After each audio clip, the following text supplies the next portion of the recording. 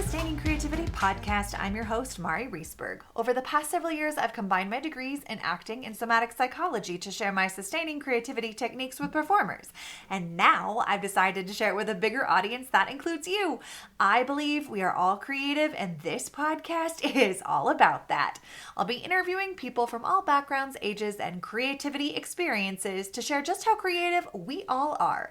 Today, I'll be chatting with Nancy Dillingham Marks, fused glass artist. Please enjoy Nancy Dillingham Marks.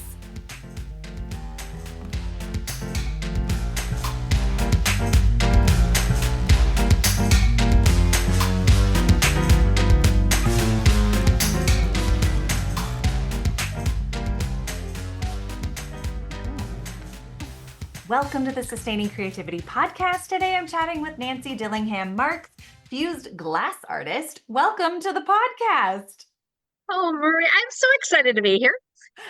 I love your enthusiasm. I am so excited to chat with you about creativity and all of the things that show up creatively in your life. But before we get there, why don't you take a couple of minutes and let our listeners know a little bit more about who you are and what you do?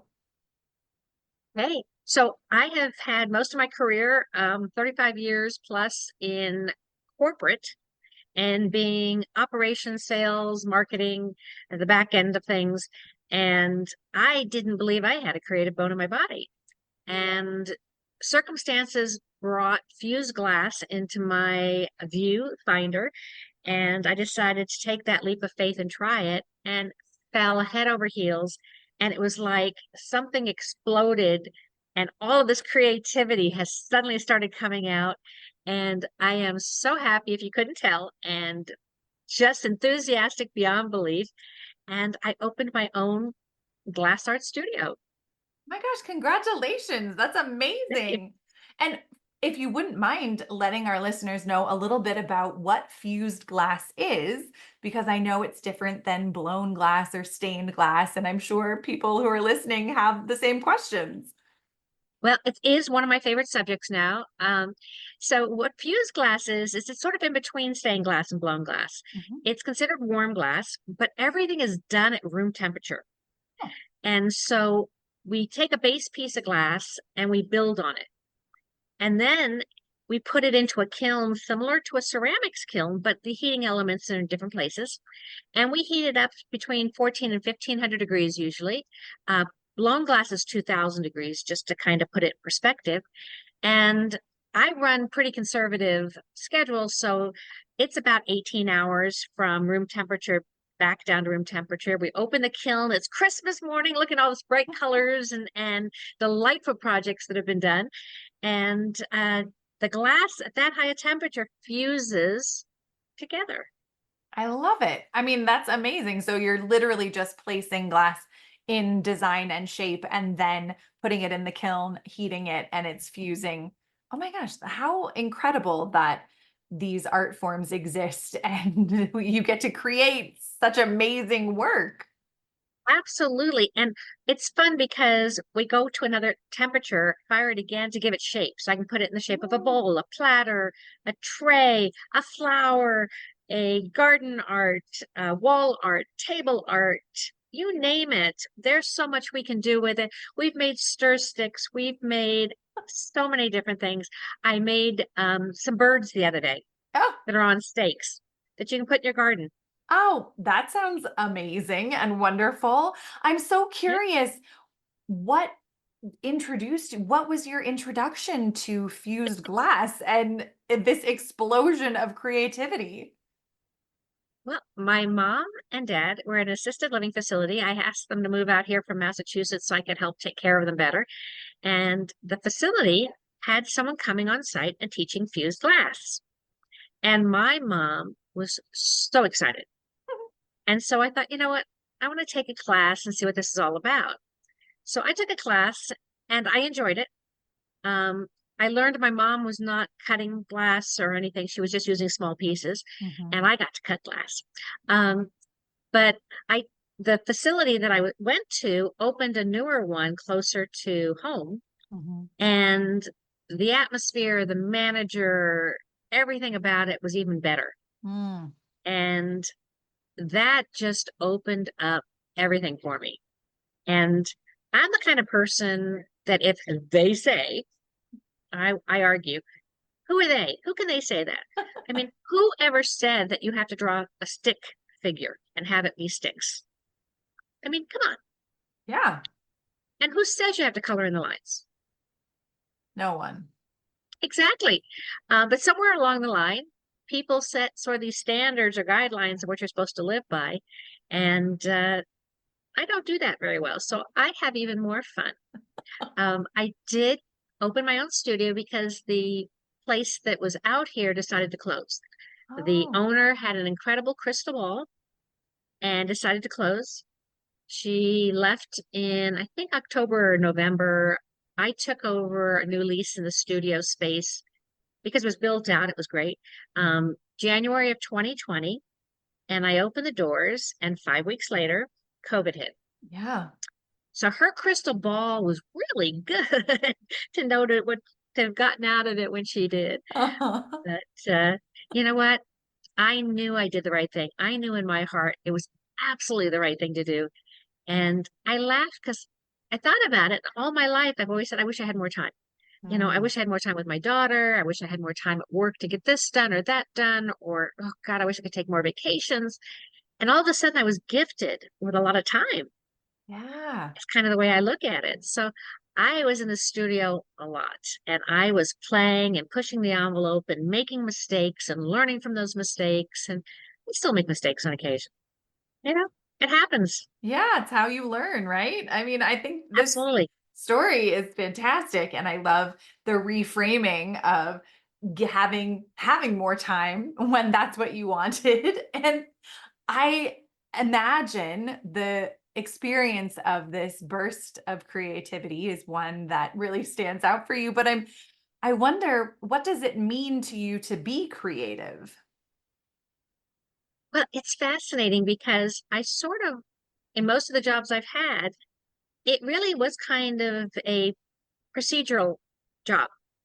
So, I mean, I improved process. I'm a good person for improving process and procedures and looking at something from different angles. And that's always kind of been my superpower. Mhm. And now I have this ability not to have to worry about a policy or a procedure, and I can do it differently. And everybody that comes in can do it differently. So Mm. we teach techniques in our classes. We don't take like a bowl of fruit and say, here, paint this bowl of fruit or make this bowl of fruit or make anything to look like.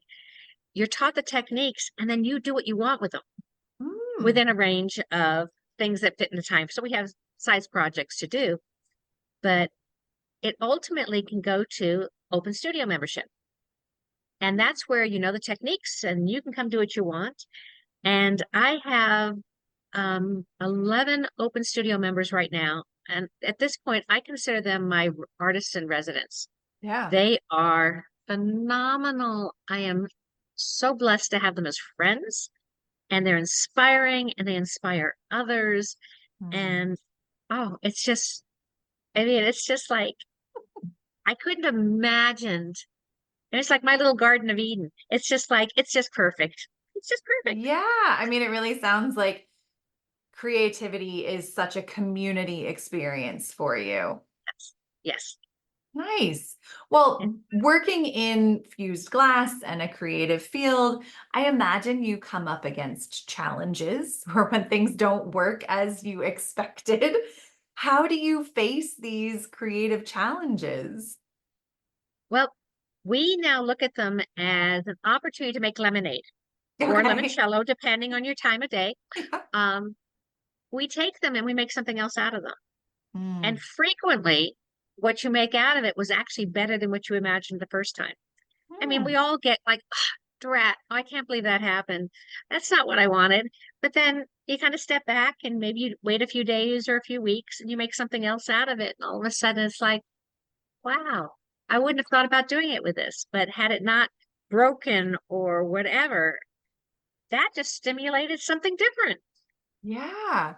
Yeah. So really like transforming something and looking at Yes. it with a new And we can perspective. break a piece of fused glass and make something else. Yeah. Is there a We can limit refuse to it. how many times you can refuse glass? We never refuse glass. Yeah. Bad puns. Um, Yet the manufacturer says no more than 4 times at the highest firing, Temperature, because yeah. then the coefficient of expansion, how it's going to expand and Mm. contract in the heat, can change.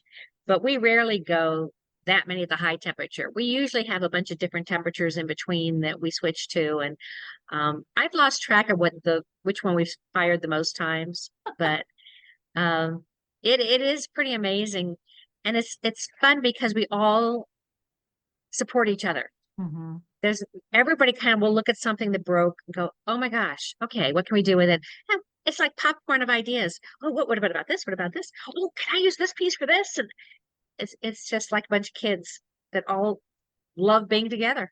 Yeah. And is this multiple ages or is everyone around the same age? Like what is that collection of the community that you've created? From about 27 to 82, I think it is. That's amazing. Yeah. And we teach from 7 and up. So sometimes the kids come in and they are the most fun because they've never been allowed to play with glass before. Yeah. But adults, with first time they get to, and I'm trying to be good about changing it. We're not cutting glass, we're breaking glass. So Hmm. we actually use a tool to scratches the glass and creates a score line. And then we break it Mhm. at a score line. And so I, of course, have the pun of I know how to score. I have it on t-shirt too.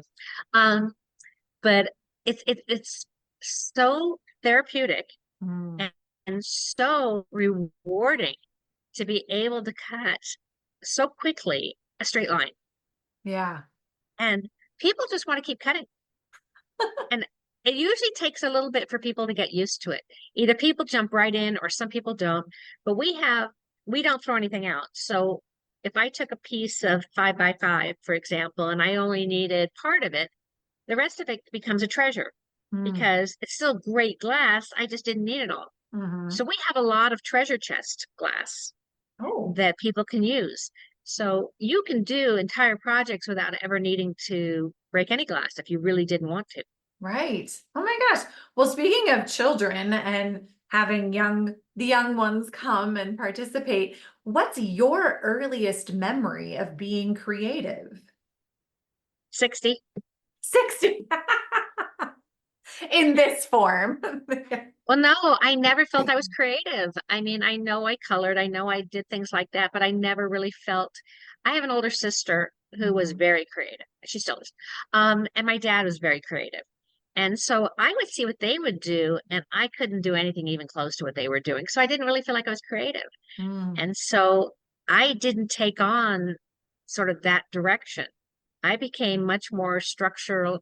In high school, I took electronics. I was very into things that followed a process or followed a logical Mhm. methodology. And that was pretty much my upbringing. I was speaking 2 languages by the time I was in 3rd grade. I started to learn a third language in 4th grade. And it was just all of that made sense to me. I didn't feel like I was missing out on anything ever. Um, Sure. but at the same time, there was this whole other world. And this brings me a lot more um, relief. It really is Mm. relief for tension, stress, anxiety. Mhm. And during COVID, it was huge for me. Mhm. And it didn't even occur to me it was for other people too. So I have a Yeah. retail shop in front. And so once retail was open, I could be open. And I Mhm. have tables to lay out. I mean, they're spread out and I can spread people apart even more than a restaurant. And so people would come in that I knew or that somebody referred, and they were getting therapeutic benefits. Mm. And they wanted to be here for the same reason, and they appreciated other people who had the same like-minded that they could visit with. And I didn't even put 2 and 2 together. They were getting the same benefits I were. And then we started talking about it one day, and they're like, "Oh my God, I don't know what I would have done with you if you hadn't opened. Mm. You were like my godsend for COVID." I'm like, "What do you Yeah, that mean?" gift. Yeah. absolutely. And I might, say that all of the things you did, even though they were more technology based or language based, I would see that as creative if you're solving a problem. I guess it's how you define creativity. And I see creativity as connecting dots and solving problems and, you know, all of that. And I agree with you. I just didn't at the time see it that way. Yeah. So it's interesting because a lot of people get the two words of creative or artistic. Um, Yeah. People get those kind of intertwined and aren't really sure which one is which. And so it's been a fun thing when I talk about art because one of the things that I found when I started doing podcasts is I really wanted to help share the word about fused glass. Mm-hmm. I think it's a really cool medium and love sharing it. But what really is the underlying is find some type of release for yourself, Mm. whether it's doodling, whether it's journaling, whether it's writing or music or ceramics or painting or woodworking and textiles, whatever. Find something that really brings you pleasure. And even if you can only do it for 15, 20 minutes a week, Mm-hmm. the benefits it brings is phenomenal. Yeah. What were some of the benefits that you found this art form brought you? It really helped me to relax more. It helped me Mm. to relieve a lot of anxiety. Mm-hmm. Um, Having elderly parents, there's always those ups and downs. And when you can't spend a lot of time with them because they're locked down in COVID, Mm-hmm. we kind of lucked out that they have an upstairs apartment, so I could be in the parking lot and talking to them. We were far enough away that they were allowed to do that, Mm-hmm. and that was huge for them because they had each other, Yeah. but there wasn't a lot. They couldn't really talk to anybody else. So Mm-hmm. being able to see me and we could laugh and I could show them things I was working on was huge. It was Mm-hmm. huge for them. Yeah. So, and there's a lot of people who were going through a lot of different things during COVID. And it was nice that there was a sanctuary. And I had met through an organization, some therapists, and I made friends with one, and I had invited her over because I liked her. Not that I was thinking that she was going to find the therapeutic benefits helpful, but she has. And Mm. so she talks to some of her patients who are looking for an outlet. And I Nice. didn't know that. And it just came up one day in conversation after they'd been here for a while. They were so glad their therapist referred them. It's like, oh, okay, yeah, That's amazing. I mean, what a great community. It sounds like a fantastic space to come and explore and be curious and try new things and make lemonade and figure it out absolutely. together. And it's so easy to make a gift for someone. And when you make a homemade gift that they can use, it's huge. Mm, And I've had people come into the gift shop and they'll come back and say how much their friend appreciated the gift they got them. hmm. And, the stories behind the gifts sometimes is what people are looking for. It's Yeah. not made in China. It's not the, 2015th piece off the production line. These are all handmade. Hmm. And we'll do commission work for people. And so the gift shop also is where my artists in residence can also put their art. Mm, So when you're looking at our gift shop, you're seeing multiple artists instead of just one. yeah. And you're seeing a huge variety of techniques and styles and patterns and oh, way too much fun. Way I too mean, much fun. I'm sold. I'm coming. I want to come and see the gift shop and play around with the glass. And you seem like someone who is easily inspired by things, but who or what is inspiring you today? What's really inspiring to me is being able to see the faces of people when they find something that they enjoy. Mm. They light up and their energy. I feed off of other people's energy. So I like to be in an environment that's positive energy because I'm not as good at shielding that negative energy. Sure. And when someone comes in and gets to meet the artist, they pick something in the gift shop and the artist happens to be here at the time and they Hmm. get to meet that person. Oh my gosh, just like fireworks go off. they're just so excited. And that really feeds me. Mm. And I've been asked, what's my next goal? I don't really have per se, because what I've hit is so far beyond what I ever thought this would be. Mm. And Yeah. so I am just, if something happens, like I realized one day that most of the artists here don't have their own place to sell things. Hmm. And if you don't know who Glass Arts Collective is, you aren't going to find our gift shop. So I opened up to also being an art gallery. Oh, And so once a month, a different artist gets a section of the studio, and we advertise that we have an art gallery going on and exhibiting, and we do a reception for them so that oh, people can come in and meet that artist, hear the stories, and that has been bringing in more business. that's And wonderful. and just little things that I can do, and I don't have to get permission from anybody else. I love that part. Right. And you get to support. It sounds like you really love supporting other people and the art that lights them up and that experience of connection in the artist community that you're making. Absolutely. Oh, Absolutely. I love it. Oh my gosh, this has been such a treat to chat with you. I just have one last question. Sure. What does it feel like in your body to be creative? It feels amazing. It really does. I mean, I don't have a specific pattern or style. And I laugh because sometimes I can look at a piece and go, that's what my brain was that day. It was really that discombobulated. Or this day, boy, I was a lot more structured. And, Yeah. and I just am entertained, and I look at pieces I make, and it's like, I really like these. Hmm. I really like what I did. And, when my fellow community likes it, and we all support each other. It's Mhm. it's unbelievable at the amount of support, and I've never had that kind of support in any other job I've ever been in. And I've had support. I mean, I've done well, but it's not the same. It's not the same as doing something from your heart Mhm. and having people appreciate that. Oh, what a gift, not only to give yourself, but to give other people as well. So magical. Well, thank Absolutely. you so much for taking the time to chat with me. If people want Oh, to thank you. learn more about the work you do, your studio, your gift shop, how could they go about doing that? So we are in Southern California, in Conejo Valley. It's Thousand Oaks area. So we are actually in Westlake Village, California.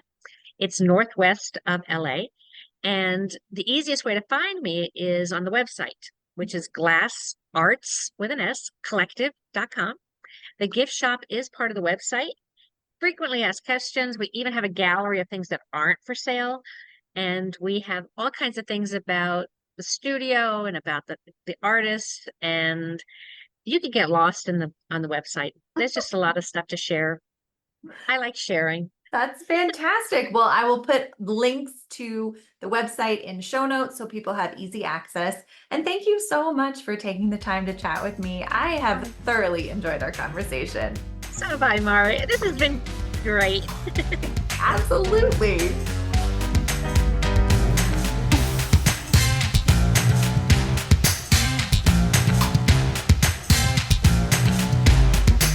Thanks for listening to the Sustaining Creativity Podcast. We'd love to keep in touch, so follow us on Facebook and Instagram. We are at Sustaining Creativity.